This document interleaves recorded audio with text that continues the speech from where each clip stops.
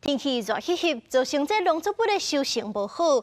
韩国这个热天，就因为这伤过热，白菜产量无介好，影响到韩国泡菜、kimchi的产量。咱台湾的农作物其实冇受到极端气候影响，亲像这山野、硬硬甲西瓜的产量拢有较减。为着增加收成，这政府甲真侪业者拢咧推动网式种植。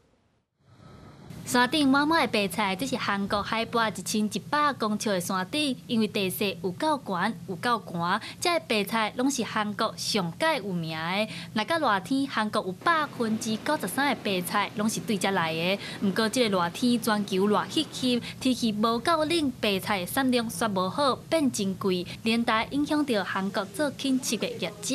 이 기후 조건에서는 배추가 비쌀 수밖에 없거든요.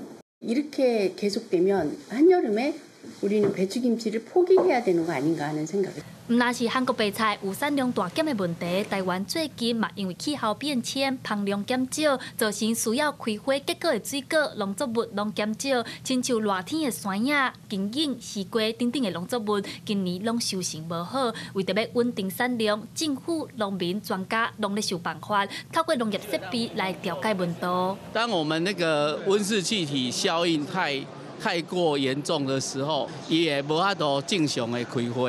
无法度正常的开花，伊就无法度正常的结果。一寡物件用设备来克服啦，但是是成本的问题啦。大温室起来了后，我可以用微量元素气候喷雾，还有那个设备，帮它解决到它的产期。 网式业者表示，因搭网式利用喷雾、电风来降温。目前台湾发展上好的果子是柑仔蜜、甲果仔泥，原本半年收成一届，即马规年透天拢有。但是专家嘛指出，网式只是暂时解决产量的问题，若要阻止气候变迁，嘛是爱对源头来解决，才会当达成永续环保的目标。记者陈阿选、谢桂玲台北报道。